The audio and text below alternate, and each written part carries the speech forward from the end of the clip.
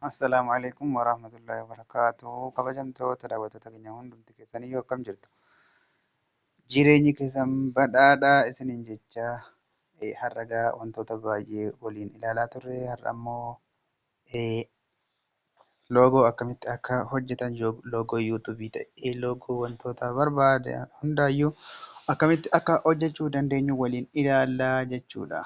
Loogoo hojjechuudhaaf jalqaba irratti aappilee nu barbaachisantu jiru. Aappiiwwan kana akkamitti buufachuu dandeenya? Pileestoorii irraa dhaqnee buufanna.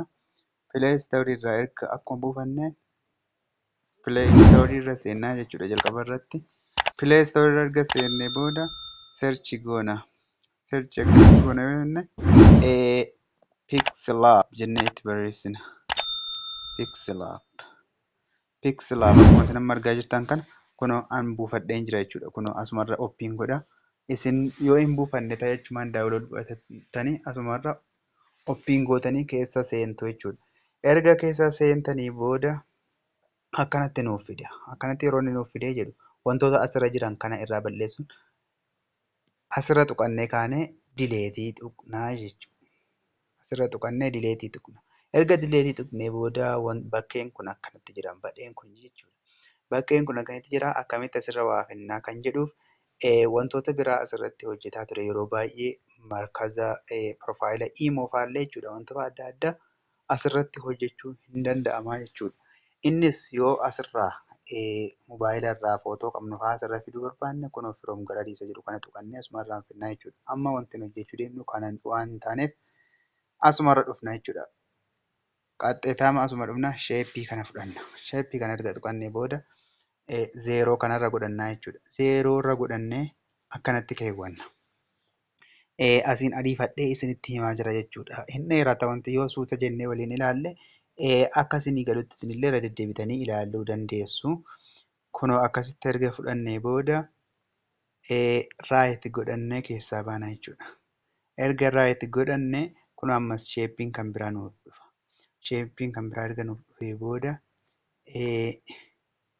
kana akkasitti irraa fixannaa jechuudha. Akka inni sarkiliin kun duwwaa ta'utti jala kanaan kunoo ka gadii kana akkasitti jira yoo ta'e akkasitti irraa fixannaa jechuudha. Sarkilii kana erga akkasitti fixannee booda as dhufna.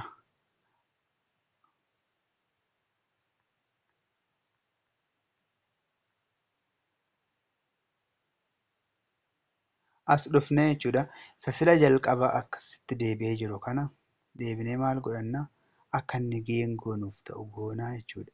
Geengoo erga inni ta'ee booda geengoo irratti kunoo akkasitti nu deebi'ee jira. Geengoon kun yeroo laattan kunoo kun keessaa baduu qaba jechuudha. Garaansaa kun duwwaa ta'uu qaba. Geengoo kana akkas goonee finna. Guddisuu yoo barbaanne akkana goona. Isa booda kanallee akkanatti guddisna. Erga kana akkasitti guddisnee booda anaarifadhee sitti agarsiisaa jira.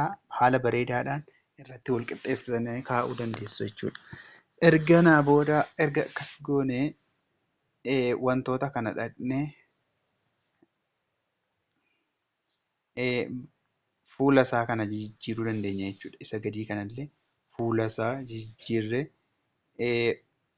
kalarii isaa jechuudha. Kalarii isaa jijjiiruu dandeenya akkasittiin kunoo akkas goone isa jalaa yoo jijjiirre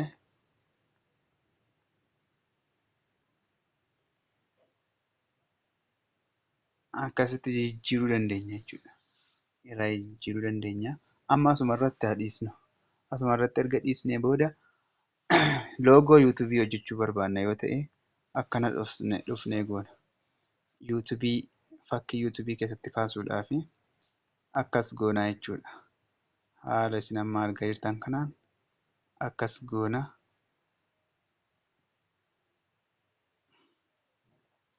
Akkana finnee keenya. Erga kanatti keennee booda xiqqoose walitti xiqqeeffanna.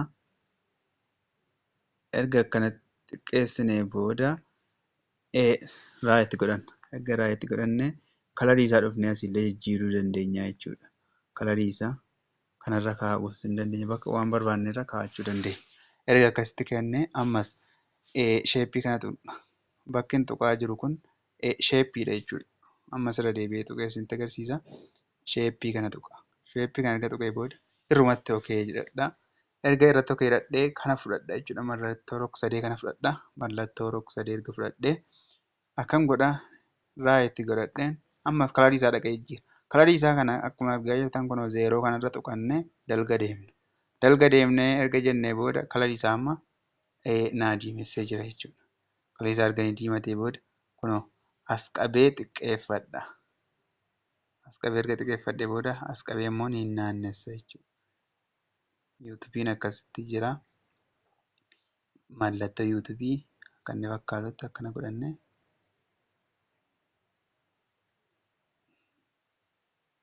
akkana goone jechuudha. Akkana goona.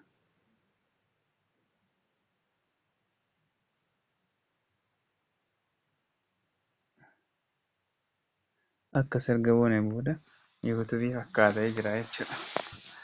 Haala bareedaadhaan ani iddoo ariifadhee isinitti agarsiisaa jiruuf rikoordiin waan dheeratuuf ariifadhee isinitti agarsiisaa jira. Haala bareedaadhaan tolchuu dandeessu jechuudha. Isin haala babbareedaadhaan irratti sirriitti eeggattanii walakkaatti deddeeffattanii sirriitti dalaguu dandeessu jechuudha. Tola erga akkas goone barreeffamatti barreessina. Barreeffamni isa ijoodha jechuudha. Barreeffamni irra hin jiru taanaan homaa tokko faayidaa hin qabu. Barreeffama akkuma lafa nama tuqadhe kana argaa jirtuun se'a. Achi tuqannee lafa tekstii jedhu sana tuqanna. Erga tuqanneen booda tekstii kanarraa balleessine maal jedhaani? Anama maqaa yuutuuba kiyyaatti barreessu Rammistub jedhaan. Rammistub jedhee ammas akkasumatti itti barreessaa jiran. Akkasitti ittiin barreeffamu garuu akkasumatti ammaaf isinumatti agarsiisuuf itti barreessaa jira. Sabiskaayibiin achirratti ittiin barreeffamu jechuudha. Isa booda kalarii isaa dhufnee jijjiirra. Kalarii barreeffama kanaa jechuudha. Kalarii barreeffama kanaa maal goona? Diimaa goona. Yoo barbaanne foontii isaa jechuun istaayilii isaa inni jijjiiruu dandeenya. Istaayilii kanaa yoo nutti tola ta'e, kanaa yoo nutti tola ta'e wanta nutti tolu irra keennee akkanatti qabanna. Isa booda bakka A kanarra tuqanna. Achi as dalga deemna. Dalga yeroo deemnu bakka A baacaadaa jettu kan jirti. Isa irra tuqanna. Yeroo isarra tuqannu waa wayii nuuf fida. Akkanatti kana qabnee yoo asii ol gochuu barbaanne akkana goona. Dhiifama. Yoo asii ol itti naannessuu barbaanne asirraa godhanna. Yoo asii gadi itti naannessuu barbaanne immoo akkas godhanna jechuudha. Akkas godhanna jechuudha. Ammas akka godhadhee ka'ee ammas barreeffama wayiitti barreessa.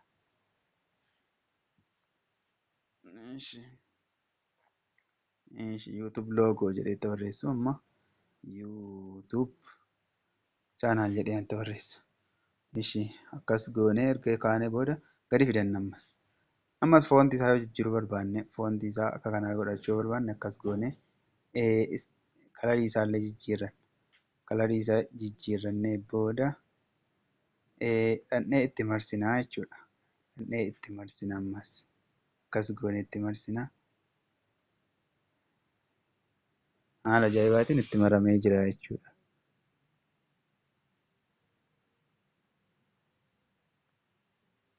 Erga akkasitti itti marsineen booda ammas sarkilii biraannee fudhanna. Sheeppii keessaa jechuudha.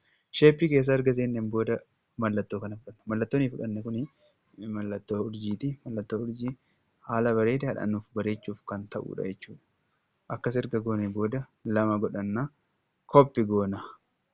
Koppii erga gooneen booda akkasitti fidanna. Akkasitti fidanna xixiqqeessine jechuudha. An barreeffama kiyyatti walitti dhiyaatee jira. Kanarrallee guddisnee babbareechuu dandeenya. Akkas goone kana finnee as keeyannaa jechuudha.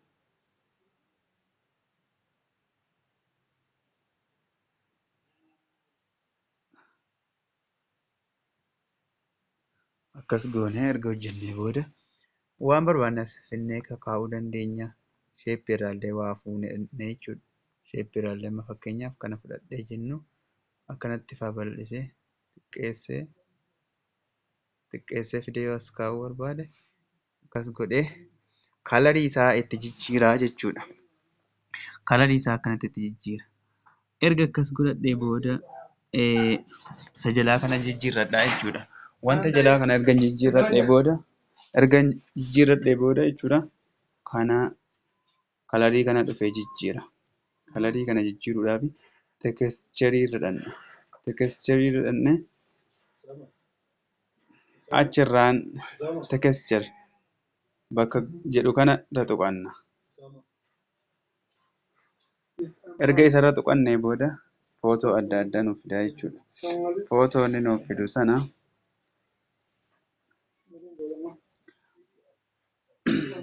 ol galarii bakka jedhu irra tuqna.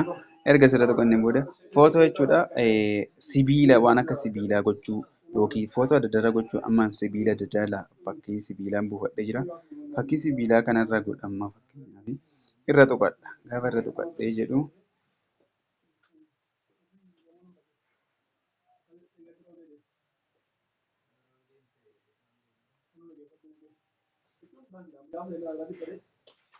akkana naa fide jechuudha. Gaafa irra tuqadhee jedhu erga akkana naa fidee booda okeen irratti godha.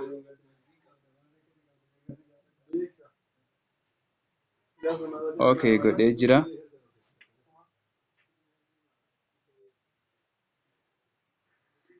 Dhiifama rakkoo mobaayila kiyyaati kana irraa dileet godhaa dura amma irra deebi'a. Erga deebi'ee booda footoo ammaa jala fida. Footoo ammaa akkasitti fida jechuudha. Footoo erga akkas godhee booda wanta rakkoo ta'etu jira jechuudha kiyyarra. Akkasitti irra goonaan jalqabuma isinii fida jechuudha. Wanta balleessetu jira jechuudha. Ammaan kanumarra tuqadhee footoo biraatti jijjiiru. Footoo biraatti yoo jijjiiruu barbaade irra tuqadhaas jechuudha isa gadii kanarra. Isa gadii kanarra erga tuqadhee booda kalarii isaa jijjiira dhaqee. Kalarii isaa diimaatti yoo barbaade gurraachatti wanta barbaadetti jijjiiru jechuudha akkasittiin. Akkasittiin babbareechee erga jedhee booda okay jedha jechuudha. Amma kun akkasittiin loogoon hojjetamee jira jechuudha. Utuu teekscherii sana irra gashnee baay'ee bareeda jechuudha. Teekscherii sana irra gashuudhaaf kiyya naaf iyyamuu hin dandeenye isiniif yoo isiniif iyyame itti ilaalaa isiniin jedha. Asumaaniyyuu bakka akkanatti erga hojjennee finnee booda wantoota nuti gochuu qabnutu jira. Asirratti fakkeenyaaf kunoo asirra gaafa tuqnee jennu kana ni dhaabna jechuudha. Akka wanti sun hin sosochoone bakka isaatiin sosochoone gochuudhaaf kana hin hiina jechuudha. Yoo akkana sosocho'uu barbaanne immoo irrumaaf kaasna. Kaasnee erga akka itti hojjenneen booda save goona. Save as image isa jedhu kana tuqannaa jechuudha. Save as image, save to gallery ka jedhu kana tuqanna. Ammaan kiyya seefii naaf ta'eeti jira jechuudha. Seefii naaf ta'eeti jira jechuudha. Teekscherii irra gashuudhaaf kan keessa yoo isiniif fide ilaalaa ilaalaa yeroo biraadhaan isinitti deebi'aa kan biraa yoo wanti haaraan jiraate asuma jalatti na beeksisaan isiniin jedha. Nagaadhaan naaf tura. Amma viidiyoo biraa walitti deebinutti yuutuubii keenyallee sabiskiraayib gochuun laayik gochuudhaan nu jajjabeessaa isiniin jedha. Nagaan naaf jiraadha.